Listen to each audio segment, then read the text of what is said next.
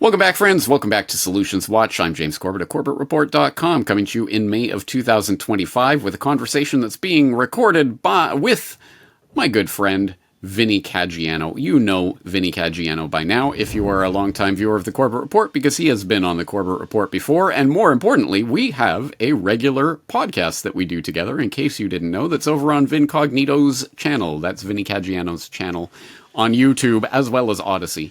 So I will direct people there if they are unfamiliar with that, the Band with Kaleidoscope Ears music podcast that we do. But for those who don't know, Vinnie Caggiano, eclectic guitarist, is available at vincognito.com. He is a performer and composer.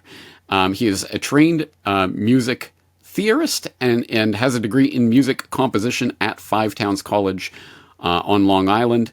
He is not only a music educator, but also a guitar instructor with an emphasis on music theory and application. And boy, I can attest, as not only a friend of Vinnie, but also as a student, he is someone who knows a thing or two about music, which is the subject of today's exploration. So let's bring him on. Vinnie Caggiano, thank you so much for joining us today. Hi, James.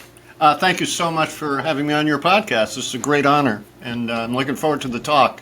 You probably won't be able to shut me up after a point because I can't stop talking about music once I start talking about it. So, hey, yeah. It makes my job easier. But speaking of my job being easy, I just forgot that I was going to note. I should note that you are also, of course, a not only a music educator but also a performer, and you perform with a number of different bands, including the Blue Kind. And I hope people will check out their music. We'll have more to say about an interesting upcoming release from the Blue Kind towards the end of the conversation. But let's get into today's conversation. And here's the way I think to understand it. So as people who've clicked on this already know, we're talking about the smartening up of music. What does that mean? Well, of course, I think everyone knows by now at least the idea of the dumbing down of society generally, and the dumbing down of music in particular, as the pop idiom becomes more and more trite and cliched by the year, as evidence of which I will simply cite, go to the Spotify top 10 list and go through and tell me how many key changes you find in any of the songs. These are bottom of the barrel, lowest common denominator, simple, simplified, and almost unbearable examples of the musical idiom that have been, unfortunately, the public has been trained over the course of at least a generation to expect less and less from music composers in the modern entertainment complex anyway. A phenomenon which, as I say, I'm sure everyone has noted. I'm sure everyone has seen the YouTube analyses of various YouTube figures who will go through the top 10 list and break them down and show you just how stupidly simple they are. But as we could contrast that to the music of previous generations or even previous centuries. And so, Vinnie, this is where I'd like to draw on your musical expertise. Give us the lay of the land as you see it with regards to this dumbing down of musical language and what the opposite of that sounds like. All right. Well, clearly, visually, you can tell that I'm what they call a boomer, but actually that's the generalized category I'm in. The more specific category is Generation Jones, which was kind of broke off from the hippies, and we started to gain our own identity, which they never gave us, my generation, a name, but I felt like we were a different generation. But anyway, I was too young to become a hippie, but old enough to figure what the hell was going on out in the world, just watching TV and watching what was going on with not just the social, revolution and all this that was happening, but also the effect of music and how big music was at that point. Like, it was like that generation found themselves through their music in a way. One thing I like to say about music, it's like the fireplace. It's where the people go together to warm themselves. When you're in a house and it's cold, everybody's going to gather by the fireplace, and music lights that kind of flame in a sense. It kind of warms up atmospheres. For example, I play in a little courtyard down there outdoors on Westminster Avenue here in Venice, and I constantly get like people saying to me, "Wow, you created a whole vibe here. It's really nice," and that's one of my favorite compliments to get playing out there. You know, I do like being called a wizard and stuff like that, but aside from that, Who doesn't like that? yeah. But yeah, there was the rock and roll revolution. I mean, you could say the seeds of it started in the 50s with Chuck Berry and Elvis and people like this. But then it began to like almost organically begin to evolve on its own. And it reached a peak by the late 60s. It's funny how the Beatles were there at the beginning and the end for all that. But we're not doing a Beatles podcast, so I won't go into that. Not today. Yeah, watch me on that one, James, because I just may bring up a whole bunch of Beatles. Yeah, but it clued me into the power of music as a means of bringing people together. And I mean, you know me and I know you, and I lean toward the more conspiratorial side, thinking that music is purposely dumbed down these days. But whether it's purposely done or just, greed that's making this happen, it's happening. And to me, it's just a nightmare to watch and listen to. I believe in a certain level of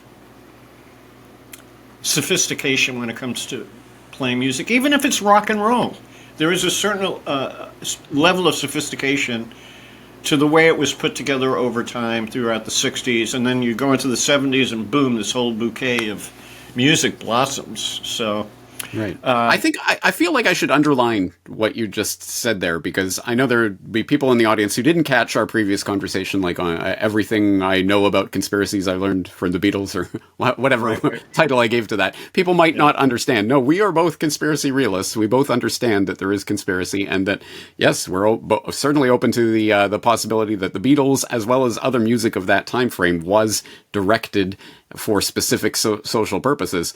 But at the very least, that music was musically interesting and involved key changes and other such things that have basically fallen to the wayside. So I guess the question then is, what purpose would the dumbing down of music have for people who are interested in more easily controlling the public?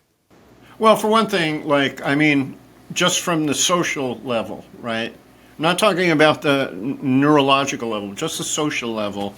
As I mentioned, music has a way of bringing people together like a fireplace, right?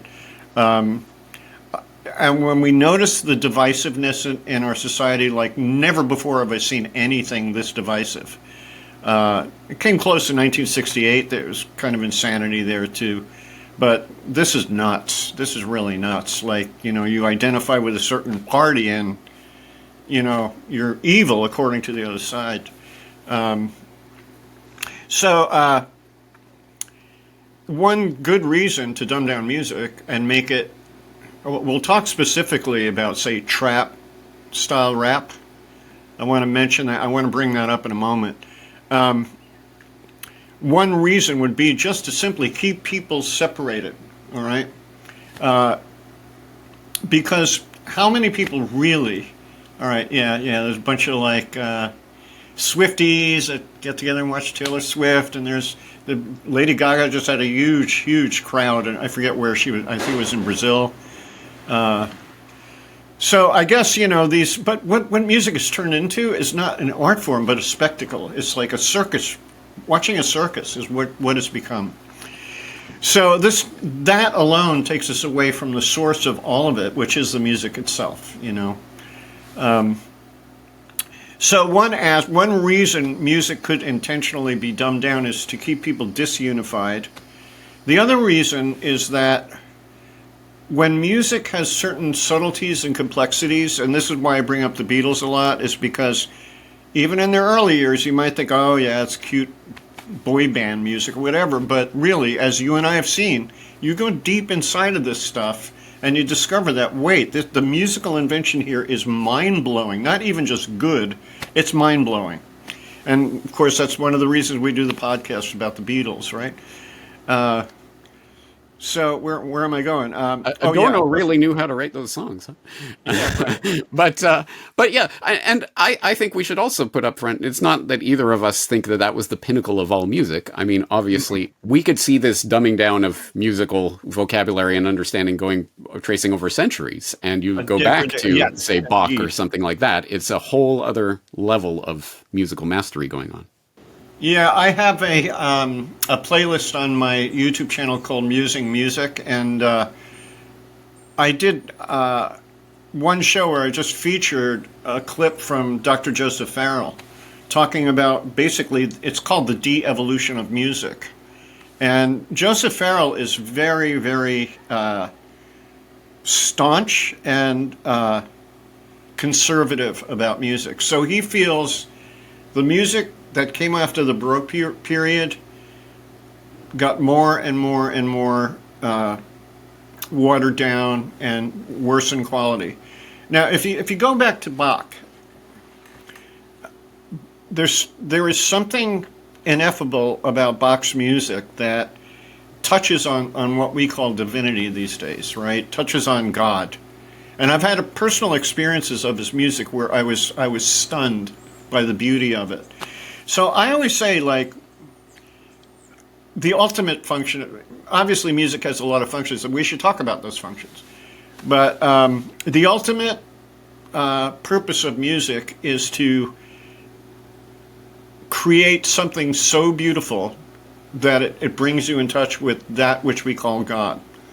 I think it was Socrates that he was posing like a Zen koan to his students. He would say, what is it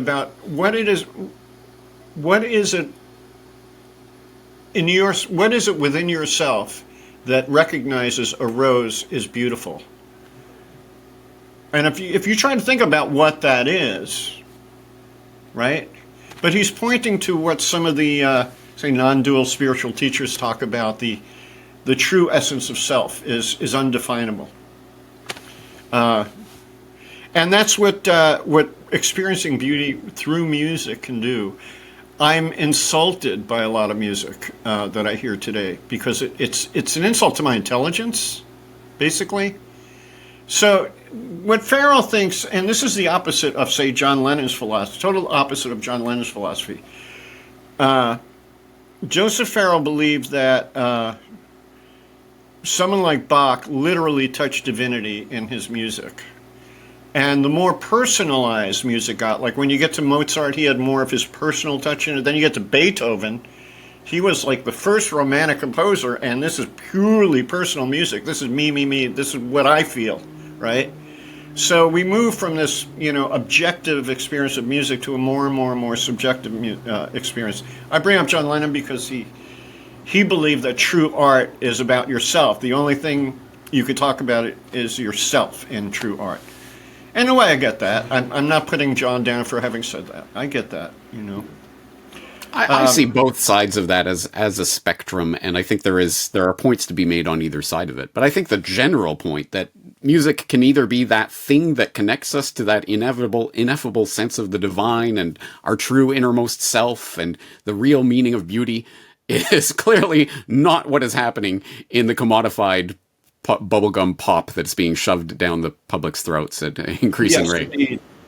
I have to, and people are going to get mad at me for saying this because I was very conservative. The very first time I started hearing hip hop, I was like, this is not going to a good place. From the very first, when I heard rap, I thought, like, okay, there goes melody, because they're talking through the music. And if there's a melody somewhere in the background, right? What has devolved into, imagine rap devolving from where it was in the 80s. But I can listen to 90s rap and dig it now, I didn't like it then, but I could go, wow, I like this, Now, not only is melody removed from music, but rhythm is moved from outside of music. When you listen to the bass drums now in modern trap, it'll just go bump, bump, bump. There's no, and to me, rhythm is motivation, it's impulse, You listen to music, you want to move your body. They're taking the dance out of music, all right? That's one of the big things that, like, I started this band a while ago. You heard me mention the Venice Roasters, and it was kind of a joke. It was a joke band. We were doing gypsy jazz style versions of classic rock tunes. So I just happen to have a guitar here. So a song like Hotel California, right? We do it like...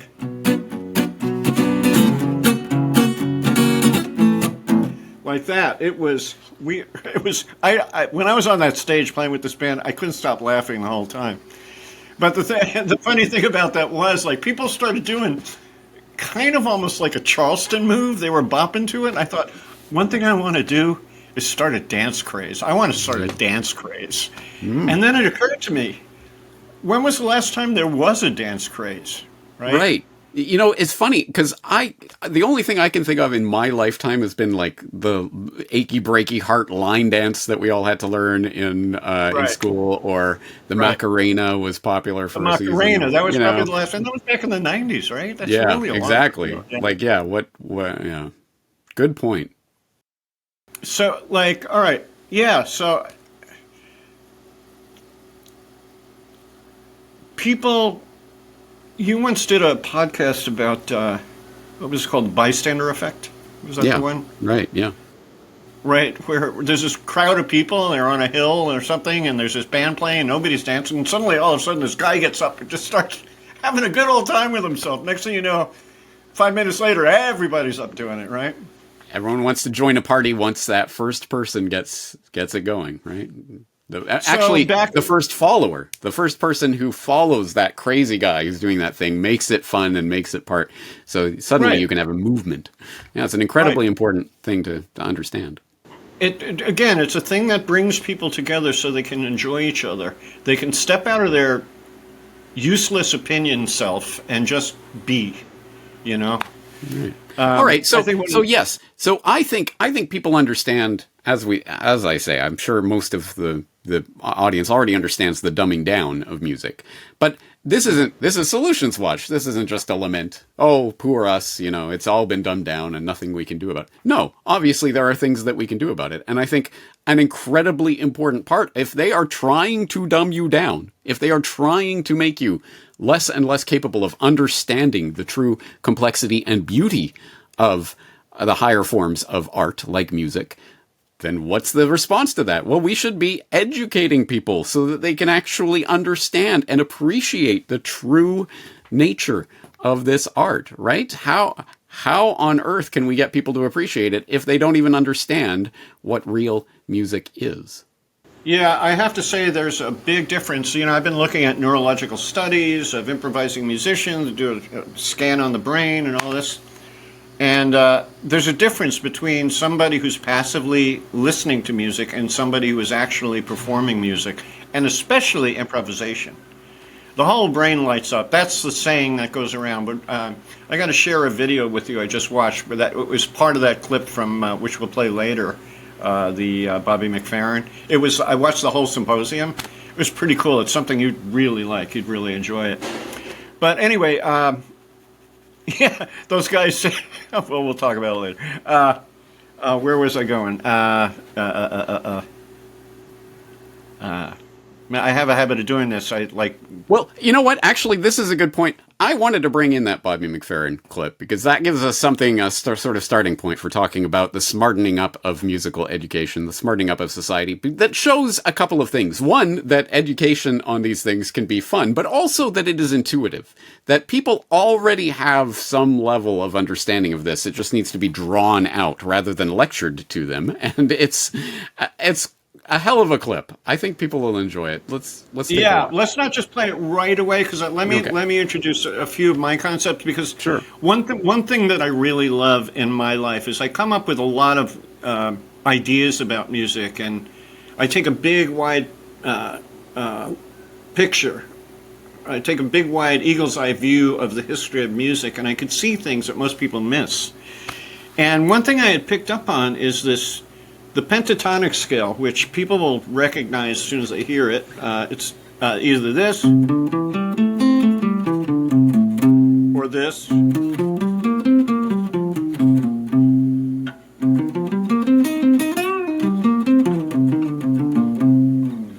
right? So that's the pentatonic scale. One thing I discovered, I was looking at the world's cultures and I'm going, there's not a culture on the planet that doesn't use the pentatonic scale in one form or the other. And I found that to be really interesting. I see music as not just something humans invented. We organize the elements of music, but music, the way I like to think of it is music is embedded into all physical things on our planet and possibly our solar system. So you blow into a conch shell, you move the conch shell around, you'll get at least a chord, 3 notes. And if you really get good at it, you can get all 7 notes of the scale, do, re, mi, fa, sol, la, ti, do.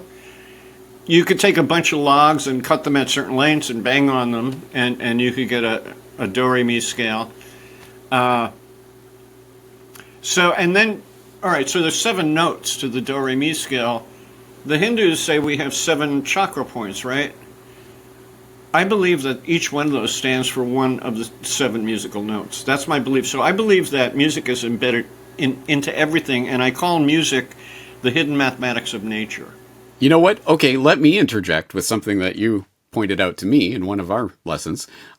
Here's a mind-blowing little factoid. So the 7 notes of the diatonic scale, everyone knows that, but there's 12 notes within an octave. That's how we divide up the octave into the 12 notes in the Western music system. And what are the other 5 notes of those 7 notes in the octave? It's a pentatonic scale. It falls out of that. So there's all sorts of weird and interesting mathematical, geometrical relationships that exist and are buried deep within the literal mathematics of music that you don't have to be a mathematician to appreciate, but that are interesting and mind-blowing. And something that you always point out in our lessons that is very interesting to me is that, yes, music is definitely geometrical in various ways, and there are always these interesting relationships that you can discover, but it is almost never symmetrical. It's never just perfectly balanced symmetry. It's always, there's a sort of a weird relationship that exists between them, and finding the weirdness of those relationships is, at least for me, part of the joy of exploring music theory. Yeah, the asymmetry. It reminds me of that, like the old Persian carpet weavers would weave a flaw into the carpets because nothing in this world is perfect, really, and that's what they're saying. And one thing I do want to bring up about the, let's go ahead and play the Bobby McFerrin, but one thing I want to bring out before we play this, it's an awesome clip. Your viewers will love it. It's really wonderful. Is that when we talk about music theory, right, people assume that it's all an intellectual phenomenon and it's very thinky, and it is. I mean, it can be very, very deep. And I've had students look at me and I'm explaining something, they go into like this kind of, like, please stop talking, Vinnie. But there, on the other hand, like you could take another Beatle, but you could take up Paul McCartney, right? And Paul had this natural instinct for music theory that he didn't outwardly know or talk much about, but it showed in his music. So there's a way music theory can be intuitive, which means, again, it's kind of embedded. And one more point I want to make is that human beings are wired up. The brain is wired up to play music. All right. Now I saw something contrary to that in this video I recently watched with these neurologists, but I was told by a student who was reading this MIT magazine that brain scientists discovered that part of our brain which is responsible for processing musical sound was there in the brain from the beginning, from the inception of the human being, right? So that says a lot right there.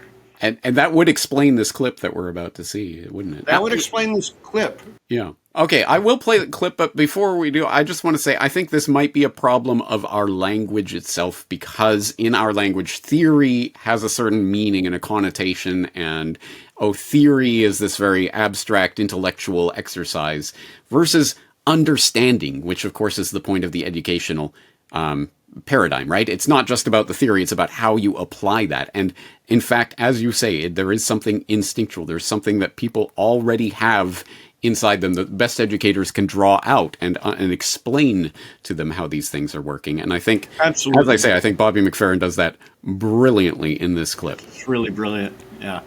So let's give it a whirl. Let's watch this. Talking about expectations. Watch. Ba, ba.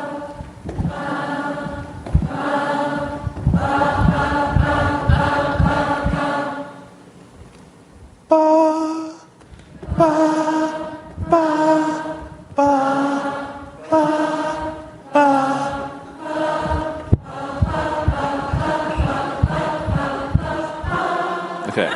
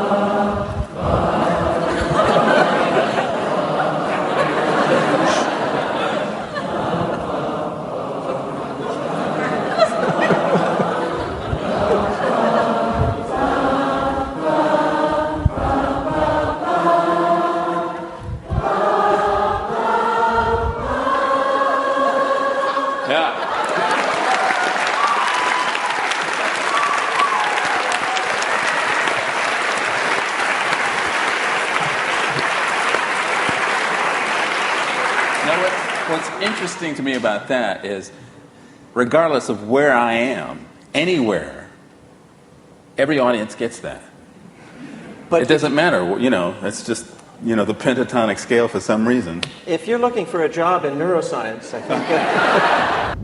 All right, well, I will say I watched the entirety of that clip, which is a 2-hour symposium.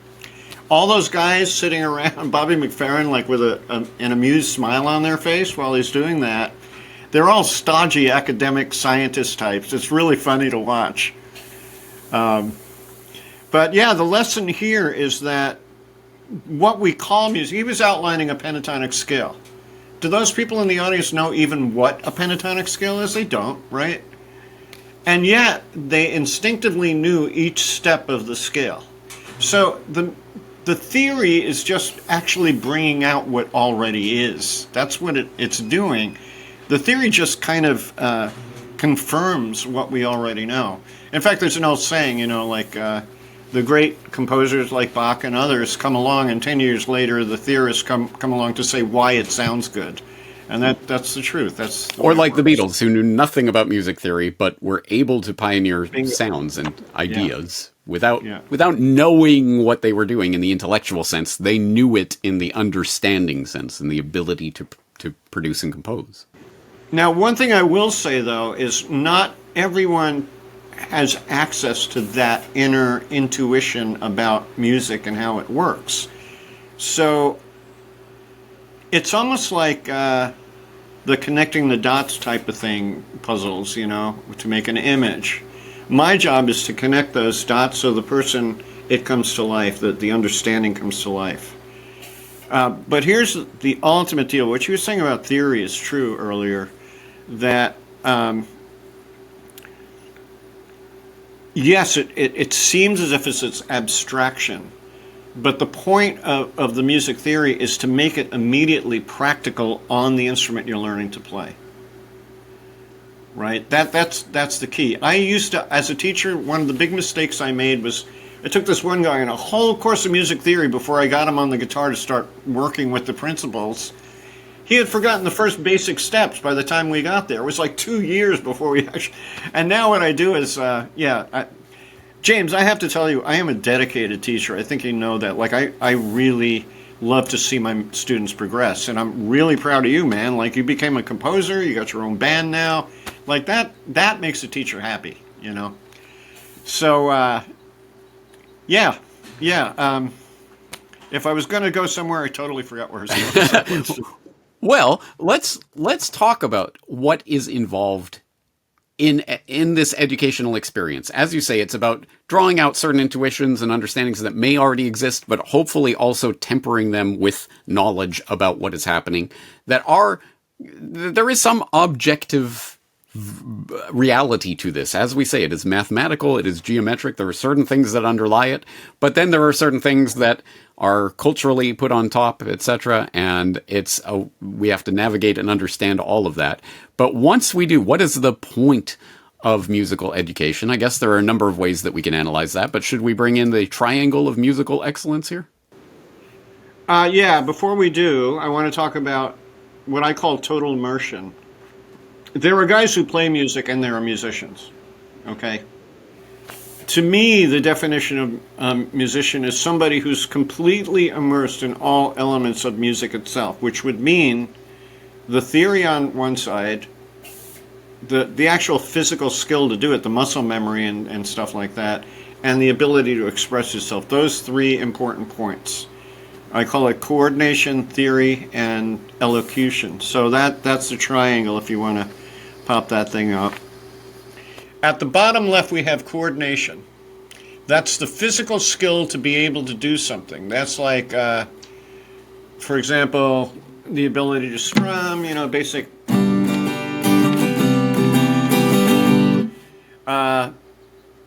Tap your foot and strum.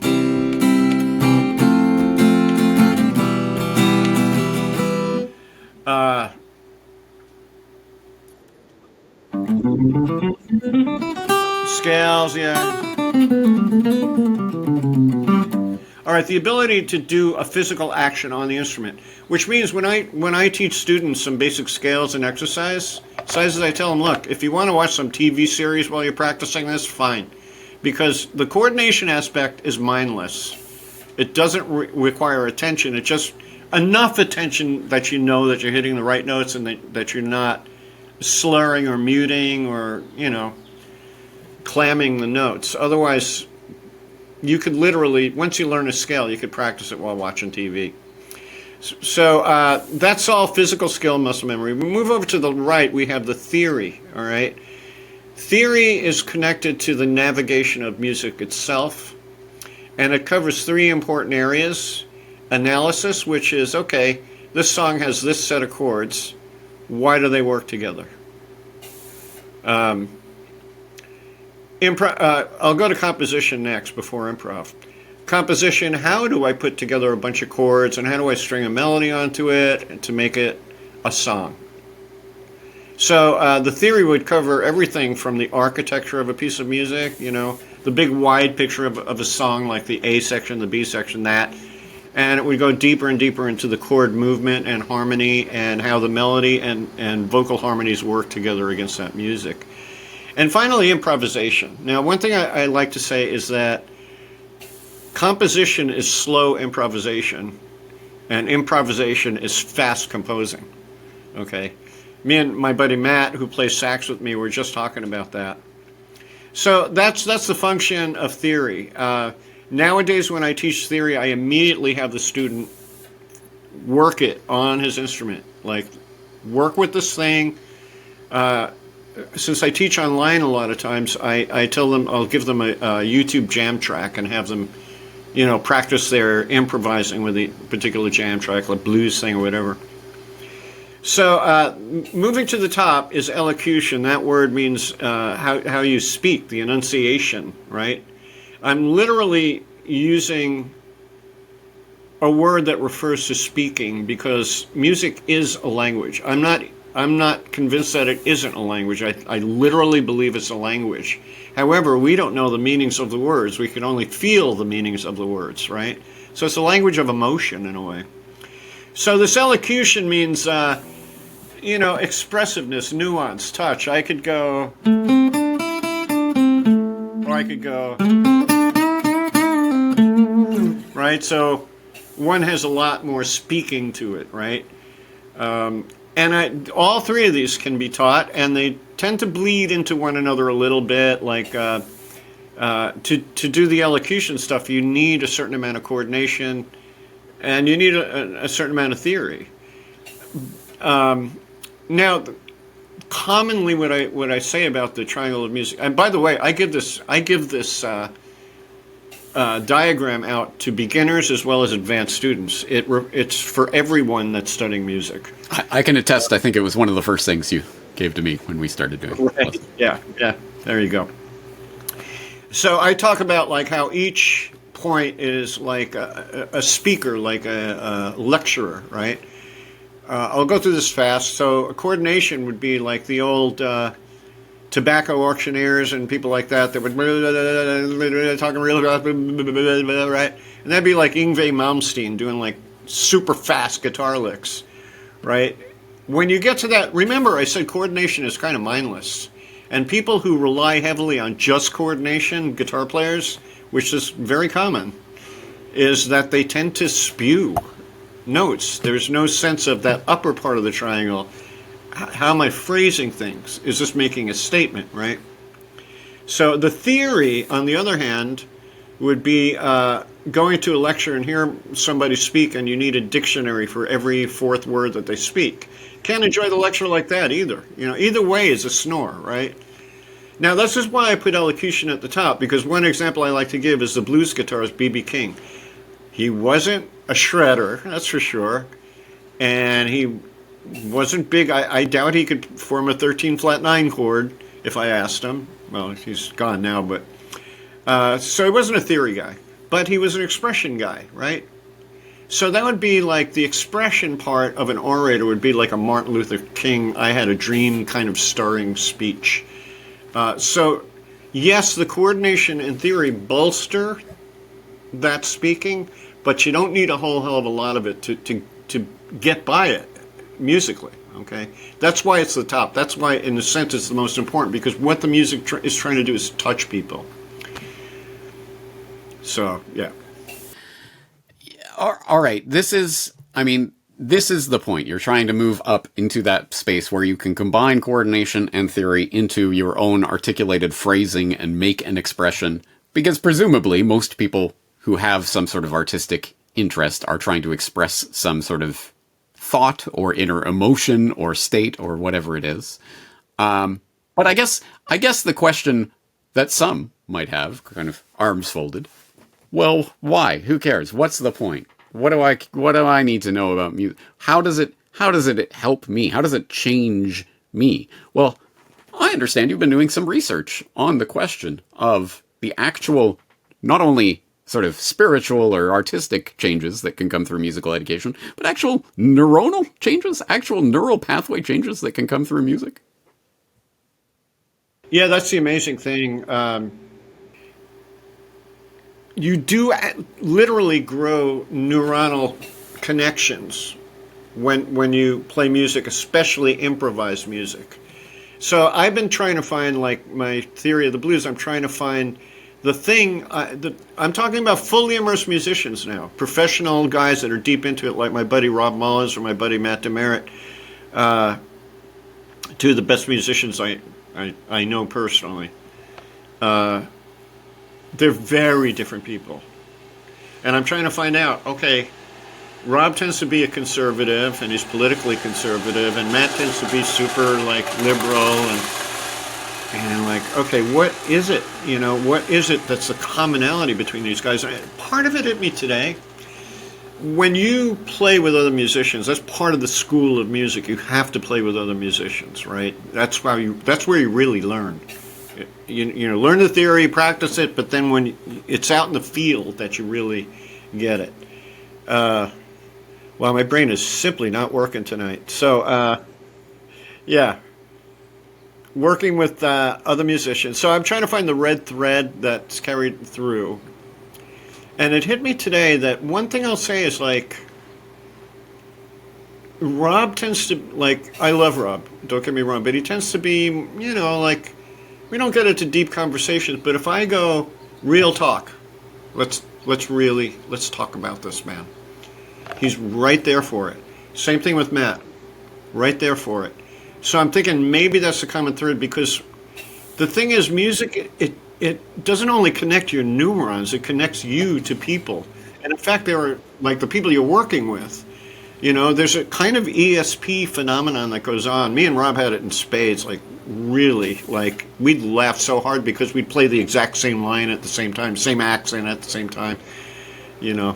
When you see a band that's really clicking, that's really together, you can see in real time as they just decide to take the song a certain way or end at a certain point that they didn't even necessarily agree on beforehand, but they just know when it's coming. And yes, when that synchronization happens, there's clearly something happening that, again, is part of the connection that I think the they, them, those are deliberately trying to break with their dumbing down of musical understanding. And you provided a list here that I thought was very interesting about some of the specific associations that are created through musical understanding and education. Enhanced neural connectivity, as we talked about. Improvisation activates and strengthens connections between brain regions, particularly the prefrontal cortex, involved in planning and decision making, the motor cortex for movement, and the auditory cortex for processing sound.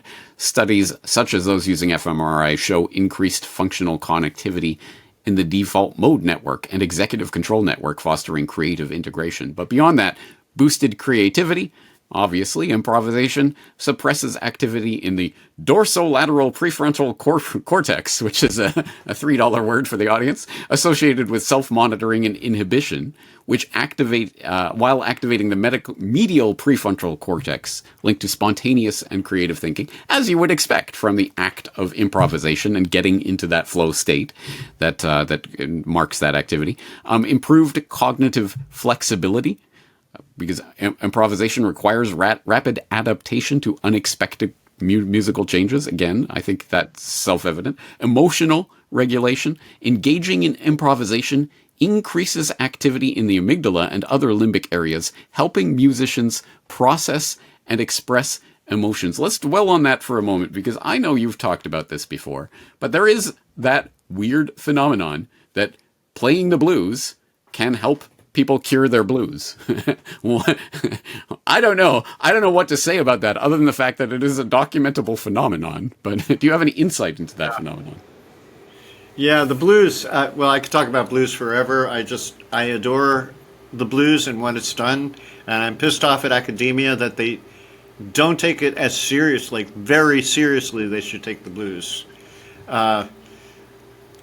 The thing about the blues, if I could demonstrate sonically, you know, first of all, there are three types of chord in the classical sense, 5 in the jazz sense, but we'll just say the classical sense. There's a major chord, there's a minor chord, and there's a 7th chord. Right? Thing about the blues is, I consider it like a gumbo, because the phenomenon of blues I won't go into the theory, but trust me, I can prove all this. The blues blends musical elements into one gumbo, okay? So if you were to take the major aspect, the minor aspect, and the dominant 7th aspect, and put them all together, you get this. That, to me, that's C7 sharp 9. That is what I call the ultimate blues harmony chord. All of blues is encapsulated right in there. So why are we talking about blues? I forget. As in the emotional aspect of this, emotional regulation, processing and understanding and tempering even emotions through music. Yeah, it's not just blues itself, but blues is so great because it really does do that. You could be feeling like crap and you just play blues to express your... Yeah.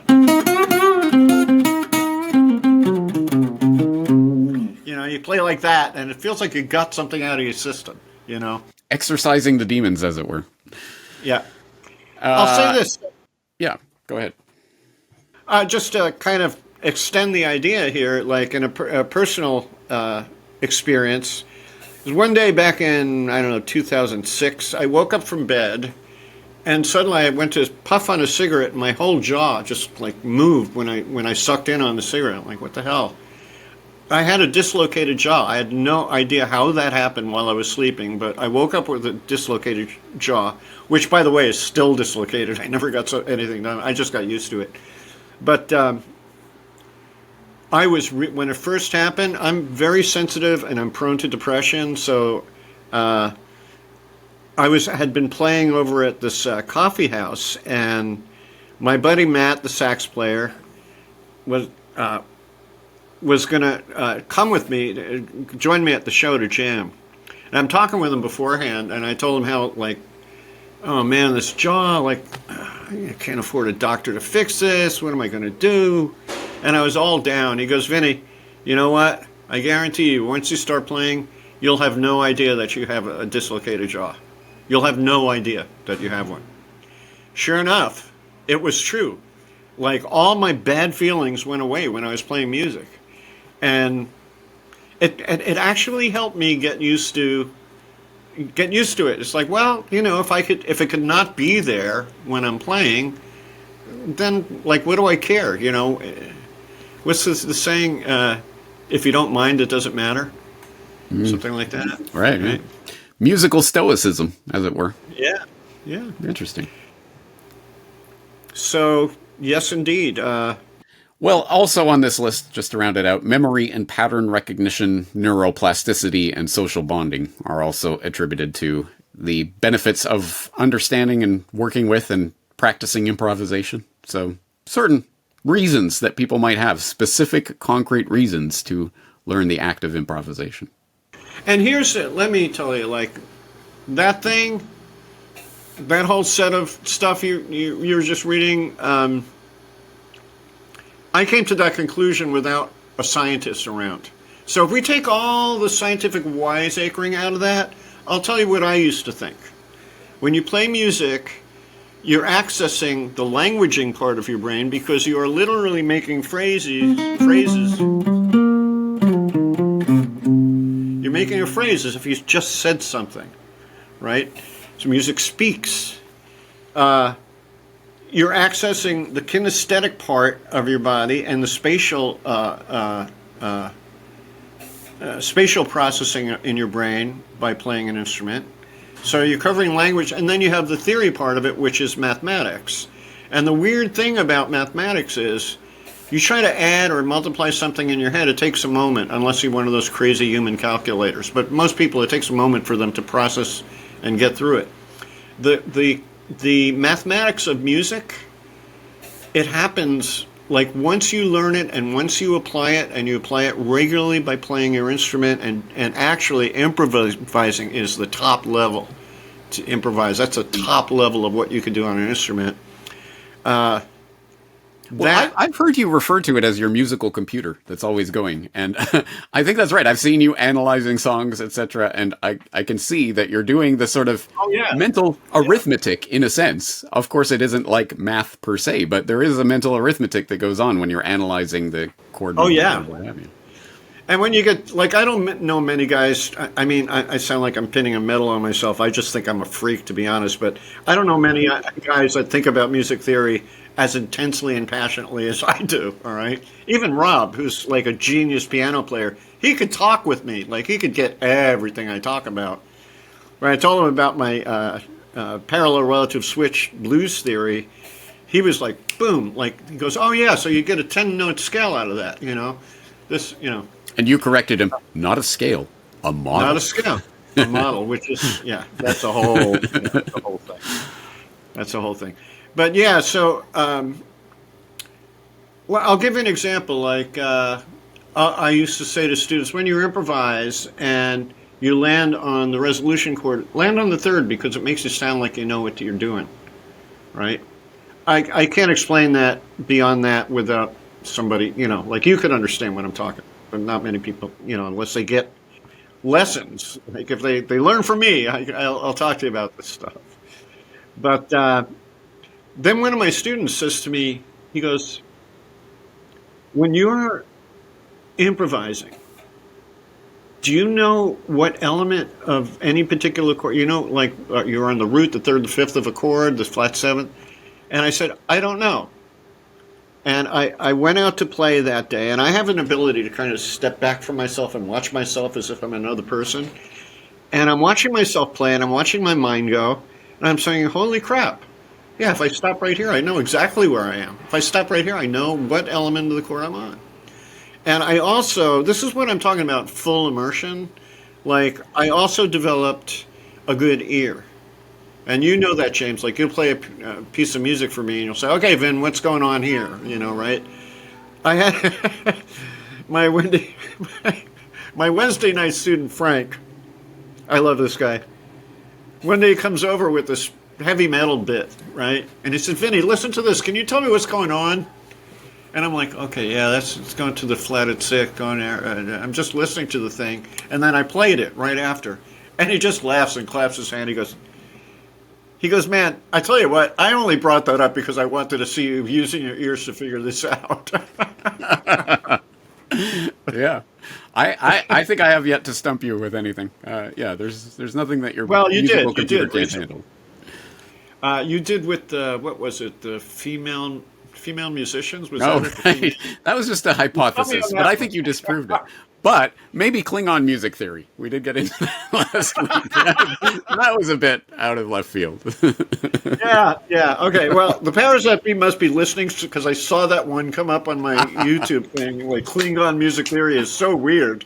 Okay, Star Trek nerd. Yeah, it gets odd. But no, I think the immersiveness is an important aspect of this because I know a lot of people are kind of put off and weirded. Oh, I don't know, theory. Oh, it's just so, educational and books and pens. And it's, no, I just want to be expressive with my music. But no, I think the point is the integration of that triangle so that you can draw on all elements of it to support each other so that you become a better player, which presumably is the point for a lot of people. I suppose there are people who just purely, as I hit my own microphone, purely want to know the theory of this. Or people who just purely want to be able to, play what other people are playing. But I imagine most people want it because, at the very least, to be able to express themselves, or, if not that, to better understand the expression that other people are making. Because as you say, this is a language which encapsulates that idea. Yes, there are objective mathematical geometrical aspects to music. And there are the completely personal, completely subjective aspects, but it's the integration of those into the intersubjectivity of this musical language, which requires communication. I say something, you understand what I'm saying, you respond to it. It's the give and take that presumably is the ultimate part of this, which is encapsulating that idea of the social cohesion. You cannot have musical give and take without some sort of cohesion, without some sort of shared language, which is part of what I think they're trying to rip apart with this dumbing down of music. Well, yeah. I think so. And it's been pretty successful so far. What we desperately need, and they're out there, these musicians are out there, by the way. They just don't, they don't make it to the tops of the pop, so to speak, right? So but what we desperately need is musical literacy. All right. So even somebody who doesn't necessarily want to become some master at an instrument or something would benefit from learning music theory. Yeah.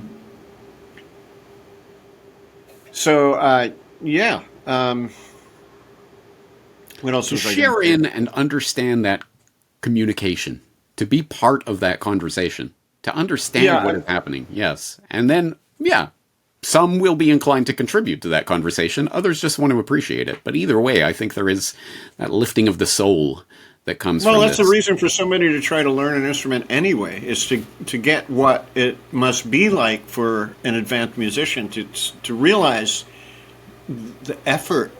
I gave up my life for the guitar. I literally gave up my life for music.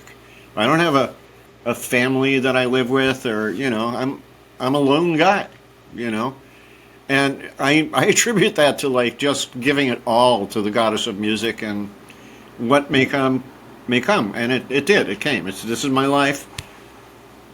I'm not going to complain about it. I mean, you've heard me complain about circumstances I'm in, but I'll tell you what, James, I wouldn't change a thing. If I would had you to rather leave, have been an office worker, a successful Wall Street right, broker, exactly. or something like no? All those perks, man. The gym, and Yeah, no. But you know what? That even brings up another thing that so I took guitar lessons back when I was 17, 18, way back in the day, until, we had to start learning scales, and I was like, too much work. But my previous guitar teacher told me about, he had this one CEO who liked to come in and take lessons, and he was absolutely terrible. He could barely, strum a chord. But he liked it precisely because of that, because it humbled him in a way that he was, the boss and in control of all these situations. Everyone just yes-manned him. But when he went into that room, he knew he was just absolutely pathetic, and he was completely at the mercy of his teacher, and he enjoyed that experience. So there's a weird, but another reason someone might want to be interested in taking lessons. I had that experience, actually. I got a call from this guy. He scared me on the phone. Like, he sounded like somebody who was used to ordering people around and sounded like a boss, right? And he said to me, I want guitar lessons for my sons. He goes, but tell me about your background, and I want to know. He starts grilling me, And I said, look, I've been teaching since I'm 20 years old. I know what I'm doing, He went ahead and hired me, but he was very skeptical, and this is the first time I ever saw this. This happened later on, but this is the first time I experienced this, where I'm teaching the two boys, and he's standing there watching me teach, like this. And by the way, when I met the guy, he was scary. Like, he was built like a bulldog, had steely blue eyes, and he lived in a rich neighborhood, so I knew he was like some bigwig in business or whatever. By the end of the lesson, he comes over and he goes, you know what, Vinny? He goes, maybe you can like give a half-hour lesson to the boys, and I'll take the other half hour, and you could teach me. And after a while, it just became him. The boys moved on. He stayed with me, and I swear to God, it was almost like a BDSM relationship. He was like this to me, like it was really funny. It was really funny, like. To him, and to be honest with you, it increased my own self-esteem, because here I am driving into his neighborhood with this Mr. Magoo beat-up junker car, in this fancy, beautiful, polished, shiny neighborhood, embarrassed that I even have to pull up in this thing. And I walk in there, and I have all this respect, like, oh, Vinny is like, So, by the way, I do want to mention something about teaching. I enjoy, my approach is based on the student. So, like, for example, your guitar lessons are very, very different than the other ones with other students. Because I try to suss out, okay, what does this person want? And like a good host, I'll give them what they want. And if I feel that they're lacking in something, I'll say, hey, you know what? You might want to check this out, or you might want to do this. Like in your case, James, it would be practicing. No. You don't need that. But I realize this now. Like all of my students, it's a very different experience, each one. Like I don't have one kind of way of teaching. And if I need to have one way of teaching, I certainly could do it. I have a whole curriculum, But I'll tell you what, man, what you said,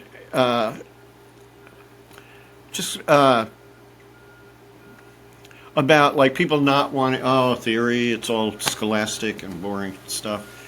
I got this guy recently, a new student. Very simple concept I taught him, because you have to understand, music theory, when you play an instrument, is unavoidable. It's completely, no matter what the thing you are learning to do on the guitar is, you need a little bit of theory. For example, if I teach a G chord, you have to know that's a G chord, and it's major. It sounds major. It sounds happy and content. It doesn't sound minor, sad, blah, blah, blah. So even on that real basic level, you know, I teach everyone according to what they want. But I'll tell you, this guy, he was very humble. He was actually a lot better than he described himself to me. But on the same token, he was missing a lot. There were a lot of holes in what he was understanding. So I taught him about, you understand this, about the two roots, the major root and the minor root of a pentatonic scale. And he just went, as soon as he understood it, this big smile went across his face. And he goes, oh my God, I get it. And trust me, James, some people don't get it that quick. Some people really don't get it that quick. He just got it like that. And he was just so happy. And he's going to be among my favorite guys to teach. He's going to be among them because he really wants this stuff. He's like a sponge. He just wants to get it all, you know. So, the most gratifying thing a teacher can hear is when the student gets it and starts applying it and like, yes, great, this is what I need. And on the other hand, I have one student, he's all thumbs, okay? I have been with him for over 10 years. There's been not much improvement in his playing. How many years have I been with you? Oh, not 10. Oh, okay. This guy, actually, no, it's way longer than 10. I've been with him in almost... Oh my God, yeah, 20 years I've been with this guy. He's a lawyer, and I love him. He's a sweetheart. But, you know, lawyers, their head is filled with law, so there's no room for theory. And one day I taught him some theory about the triads, and it was the first time I ever saw him like this. He would really he was learning something and he got it and he knew how to do it, work with the triads. So that was great. But the thing is, he wants to, Vinnie, teach me this song. Vinnie, play chords so I can improvise my pentatonic scale. And we do all that, you know, and that's all it's ever been, you know. But the thing is, he's my student, all right? I care about him. I want to give him exactly what makes him feel good. In his process. Every person goes, it depends what you go into it for is what you're going to get out of it, right? And exactly. Yeah. I'm sure a lot of teenage boys pick up the guitar because they want to get girls, but maybe they can develop a deeper understanding of music in the process. I did. When I was a kid, my older sister, you know, she brought her friends over to watch Ed Sullivan when the Beatles were on the first time. And these teenage girls are just screaming. I'm about 8, 9 years, 10 years old. I'm like, holy cow, if playing guitar does that to women, I definitely want to. And it's funny because that is exactly what John Lennon says about when he went to the movie theater to watch Elvis and the girls are going crazy. And he's like, oh, that seems like a good idea. The movie The Last Waltz, Levon Helm, the drummer, I think, of the band, interview asked him, why do you do it? The girls.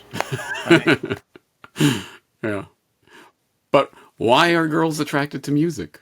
Well, there you go. Then it gets back into the spiritual and the social bonding and the human experience of all of this. Yeah, I think a lot of it is you know, they understand people that aren't musicians, it's no accident musician sounds like magician, musician. But I think they get a sense of the kind of dedication and passion it takes to master an instrument, and they respect that.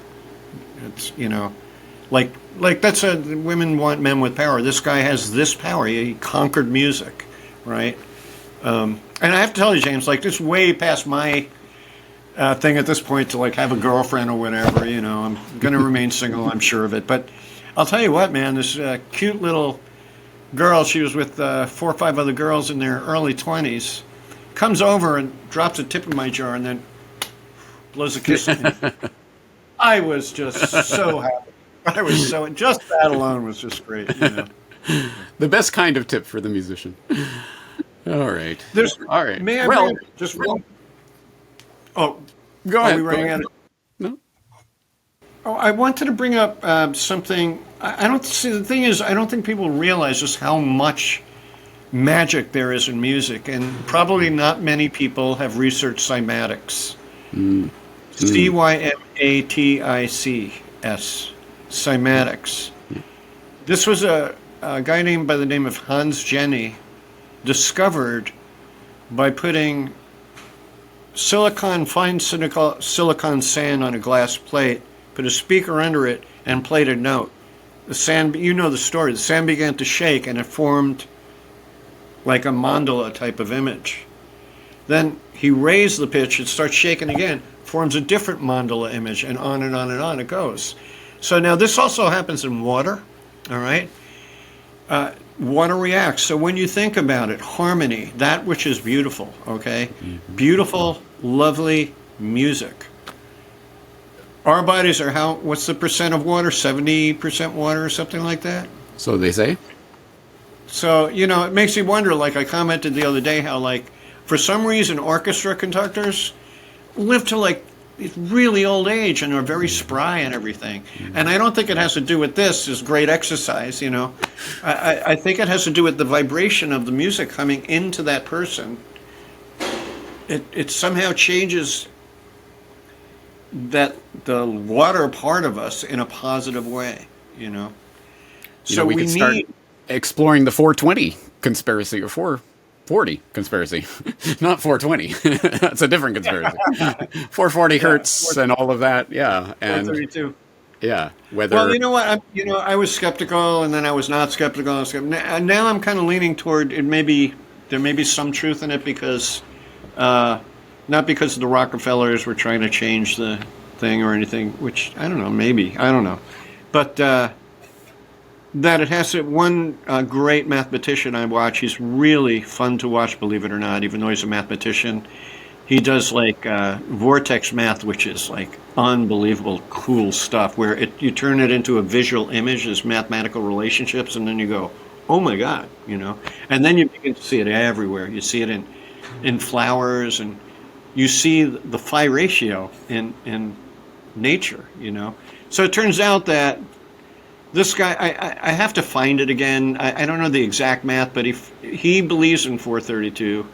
And he said it's because of the exact mathematical relationships that the harmonics produce that follow the phi ratio that you can't get from 440 or some. It's some nerdy stuff that Fascinating exploration, but I guarantee there are two types of people in the audience. People who understand what we're talking about right now and people who have no clue what any of this 440 or 432 stuff means, which means they probably need some musical education. They need to understand this basic harmonic resonance that we're talking about, what it means, how it applies to them, and what they can do with it, right? So we've talked about a lot. I'm sure we could talk about this for hours. If there's anything else you'd like to interject here, please do so. But otherwise, let's talk about how people can get smartened up in their musical education. Yeah, exactly. I think, again, I do believe that playing music changes you as a person. It changes the wiring of your brain. I know it's changed mine in kind of miraculous ways. I've yet to formulate the saying, but music has the ability to evoke the atmosphere of invisible worlds that exist. All right, so you could listen to some music and it sounds like it's evoking Satan himself. You can listen to other music and it sounds like, it's evoking pixies and elves or whatever, Some sounds angelic, you can actually bring that world into sound. I truly believe there's something to that. So as far as changing the wiring of your brain, like it changed me in the sense that I'm sensitive to begin with, I'll give you that, but it made me more sensitive. Musicians, I think, become socially sensitive because they're relying on sound, so they listen to the word. And remember, the Bible doesn't say first there was light. The Bible says first there was the word, sound, which started the whole ball rolling. So sound, in one particular meditation school I was studying in, we had this thing called the mentations, 12 different mentations, and each one corresponded to a note of the 12 notes of our system. And I believe, the first one, the very first one, this would be the C note, was substance, and that's related to the ears hearing. So in other words, like a rough analogy would be, if somebody dropped a glass on the floor, I'd know it was glass crackling from the sound of it, So the eyes have to do with form, and the ears have to do with substance.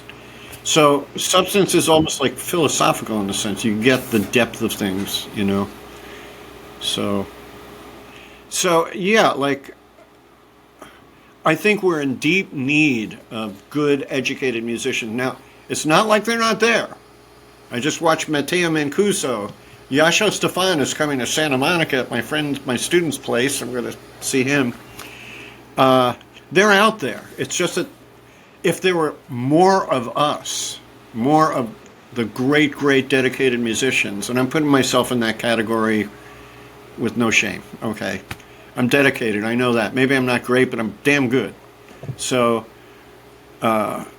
we need more, like as if it was an army, to negate the negative vibrations that are happening in the world today. We have to create counter vibrations, positive counter vibrations, I love nothing more. Again, this is the spirit and ethos of Solutions Watch. We are not just passive receptacles. Oh my God, we're being dumbed down and there's nothing we can do about it. No, we can recognize that they, them, those, the conspirators, the would-be social engineers, recognize the power of music and are deliberately trying to break that from that basic connection that you have to the musical world. So if we, exactly like every other deliberate dumbing down of our literacy and everything else, our musical literacy, we can take that into our own hands and we can start educating ourselves with the aid of educators like yourself. Vinnie, for those who in the audience who are enticed, who are interested in taking lessons, how would they get in touch with you?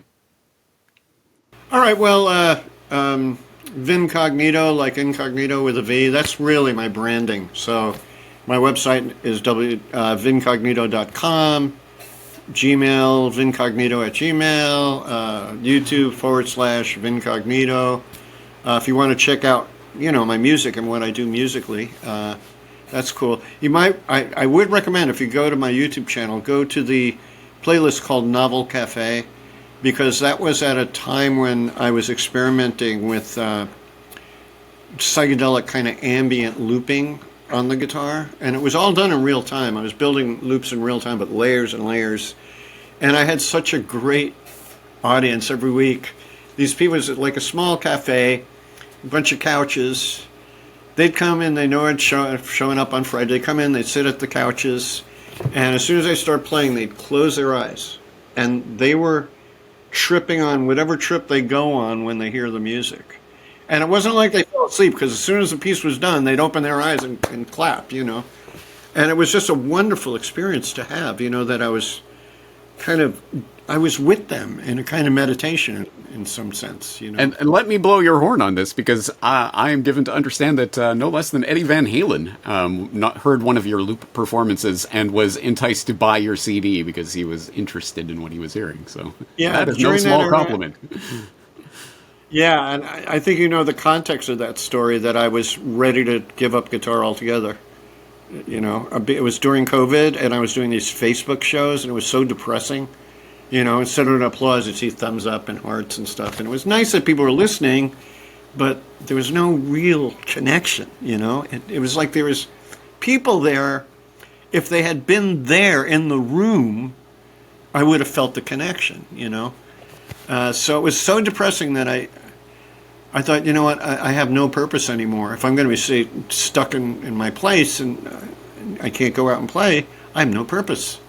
And I got so depressed, I was ready to give up. And then that same cafe, we're talking 15 years, 20 years later, this guy that used to hang out there, I step outside to have a cigarette, which I could smoke in my apartment. For some reason, I had the idea, I want to sit outside and smoke by the cactus garden, light a cigarette, and sure enough, this guy drives by. Honks and says, "Oh, Vinnie, I'm so glad I ran into you."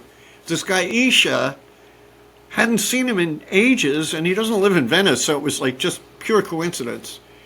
He comes over and he goes, "Vinnie, I wanted to let you know, I don't know if you know it, but Van Halen bought your CD back in the days when you were playing at the Novel Cafe." I'm like, "What?" He goes, yeah, you didn't know that, huh? I said, "I had no idea." He goes, "Yeah, he walked right up to you, put $10 in your tip jar and grabbed a CD, and you looked at him." I must have been so tranced out that I had no idea it was Van Halen, you know. What an honor. And to me, that was a sign from the universe. Vinny, keep playing the guitar. Don't stop. Keep playing. And I hope you at least gave an acknowledgement when he put the $10 in your tray there. yeah, I think I might have nodded or something. I know Thank you're you, Van random Halen, stranger. I think it's really ironic because I spent the whole 90s trying to become like a shredder, and I couldn't do it. I'm just not a shredder guy. And here comes this shredder. Yeah. My CD. So, there you go. And speaking of people who are interested in your musical performances, tell us about the Blue Kind and what you have coming up. Oh, thanks for bringing that up. Yeah, I just met with the guys yesterday. We had our first composing session, which was awesome in ages. But I got the good news last week that a song we went to Sunset Sound to record last year, and we got the tracks back. They decided to choose one track to market, which was a song called Jacaranda Bloom. It's a wonderful song. And it's finally mixed, mastered, and ready for release. And I saw a little bit of a video that Mike was putting together. It's great. It's cool. So, yeah. So Blue Kind, it's, I think our website, I think it was dead for a while, but it's thebluekind.com. You can find The Blue Kind on Spotify. You'll get our first record there, and it's a killer record. Really good. Yeah, The Blue Kind at Spotify. I warn you that if you search for The Blue Kind, even in quotes, on any of your favorite search engines, you'll always get pages of Miles Davis, Kind of Blue. So, and I mentioned that to Mike. I said, we're getting lost on the search engines, you know. Yeah. So you have to be a little more specific. But let me just clarify. This is the new Blue Kind single that has just been mastered by none other than Howie Weinberg? I told the guys. Wow. I told the guys about my email to you about that. Now we have lost 99.99999% of the audience, but the 0.001 that understands the connection between Howie Weinberg and the shirt I'm wearing and the Blue Kind, man, you'll really appreciate that. Oh, come on, tell them who Howie is. A master. I don't know how to describe it. Mastering engineer. A mastering engineer. Who is, as you point out, the unsung hero of audio production, but someone who deserves to be sung. And anyway, I'd never heard of this guy, but you sent me the link to his site, and when I looked into it, it's like, oh, this is like every band that I listened to in my youth. And oh, he mastered the best album of each of these bands. It's truly amazing. Yeah, and by the way, I heard the master finally yesterday for the first time, and you know what? It sounds awesome. And not only that, but he did two masters. One was on digital gear, and one was on purely analog gear, like tube compressors and stuff. Which did you prefer? Well, we decided that there's a very slight difference between the two. But I would say the digital version has a little more pop to it and wider berth than the analog. Which I'm not surprised. Analog is a little more subdued, you know. So. All right. Well, James, thanks for having me on, man. It's really great. It's a real honor, and it's fun to be here. I always appreciate our conversations. I love our lessons. And Vinny, we're friends by now. I just enjoy the time we get to spend together. So I hope the audience understands that aspect of this, that this is to me is, I could talk about this for a million more hours, and we will continue to in our regular weekly lessons. But anyway, we'll leave the audience to explore this at your leisure. Please do check out vincognito.com and find out more about Vinny. And for those who are interested in smartening up your musical education, this is the man that can help you do it. So I hope people will check it out. Vinny, I think we'll leave it there for today. Okay, I just want to thank your audience for, if you've reached this point... Thank you for sitting through all this. So, this is definitely for you if you're still here. All right. All right. Thank you, Vinny. All right. Thank you. This is my buddy Matt Demerit, coiling a wire, and I'm going to ask him a question about music. And Matt, so let me ask you this question. Do you feel that music, being a musician, has impacted your psyche in a positive way? And if so, what way would that be? Yes. The answer is yes. I feel that it has impacted my psyche in a positive way. And although it's hard to say exactly how or why, I do suspect that music allows me to access more of my brain than other things, than like language, for example. Mm-hmm. So, and like I was saying before, there's some researchers now who are like studying human beings from like 50,000 years ago and trying to infer when language started. And some of these guys are saying that based on the structure of the human skull and the way we are able to like make sounds, like that we were able to actually sing before we could actually talk and come up with language. So like I suspect that what music allows us to do is to access more of our brain in terms of like when you look at the whole idea of the triune brain, where we have a limbic system that's more primordial, primitive part of our brain, and then we have a cortex, and then we have a neocortex, which is the most complex form of our brain, which only humans have. So I think music allows us to access like more of the spectrum of our brains. So it allows us to access the part of our brain that's more primal and primordial and more based on like the deeper parts of our brain. And then it also allows us to express tremendous amounts of like complexity that we would get from language. Okay, do you feel like music has kind of created new neural pathways in your brain? Yeah, I think so. I think being able to play music really does help you to cut new neural pathways, because it gets you to think more holistically. Mm-hmm. It gets you to it's like you're expressing the emotional part of your brain, but then also the more complex, like rational part of your brain, especially when you're playing more complicated types of music like jazz or classical. So yeah, I think I feel like it allows me to access the brain in a more holistic way. All right. Well, thank you, Matt. Yeah. I will let you know if this goes on the podcast so you can watch it. All right. All right. Bye-bye.